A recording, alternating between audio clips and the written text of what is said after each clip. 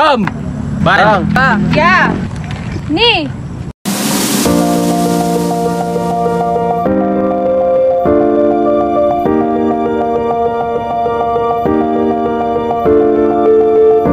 Ang Pambansang Bayani! Si Gabriela Silang ay ang unang Pilipinong babae na namuno sa isang paghihimagsik noong kolonisasyon ng mga Kastila laban sa Pilipinas. Kahanga-hanga ang ginawa ni Gabriela Silang dahil kahit babae siya ay hindi naduwag para ipaglaban ang kanyang sinilangang. Naging maganda rin ang desisyon at huwag tumalikod sa kanyang nasimulan.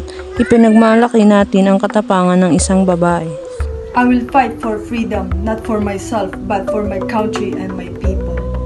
Si Josefa Lianes Escoda ay isang kilalang Pilipinang tagapagtaguyod ng mga karapatang pangkababaihan sa Pilipinas at tagapagtatag ng mga batang babaeng tagapagmanman ng Pilipinas. Kilala siya bilang isang founder of GSP o kilalang Girl Scout of the Philippines. Ang kanyang asawa ay si Antonio Escoda. Ang kanyang mga magulang ay si Mercedes Madam.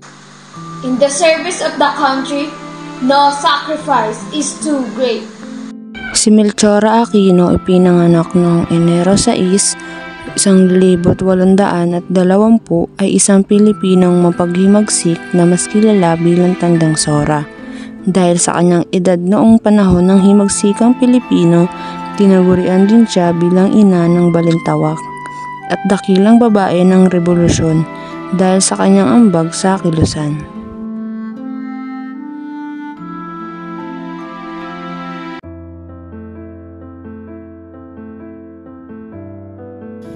Wala akong mga pagsisisi at kung meron man akong siyam na buhay, ay masaya akong ibigay para sa akong bayan. Si Apolinario Mabini ay kilala bilang isang dakilang lumpo at tutak ng himagsikan. Siya ay pinanganak noong Hulyo 23, 1867 sa Tanauan, Batangas. Ang kanyang mga magulang ay sina Inocencio Mabini at Dionisia Maranan.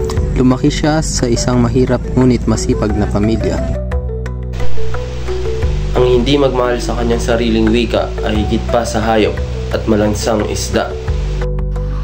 Si Andres Bonifacio Y. de Castro ipinanganak noong Nobyembre 30, 1863 at namatay siya noong Mayo 10, 1877. Ay isang Pilipinong makabayan at mapaghimagsik na may kita sa 10 pisong barya ng isyu ng Bangko Sentral ng Pilipinas. Binansagan siyang ama ng katipunan, ang nagtatag ng katastaasan, kagalang-galangan, katipunan ng mga anak ng bayan.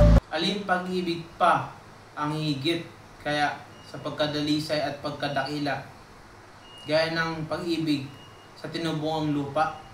Si Dr. Jose Protasio Rizal Mercado Alonso Realonda o mas kilala bilang Jose Rizal. Ipinanganak siya noong Hunyo 19, 1861 sa Calamba, Laguna at namatay siya noong Disyembre 30, 1896.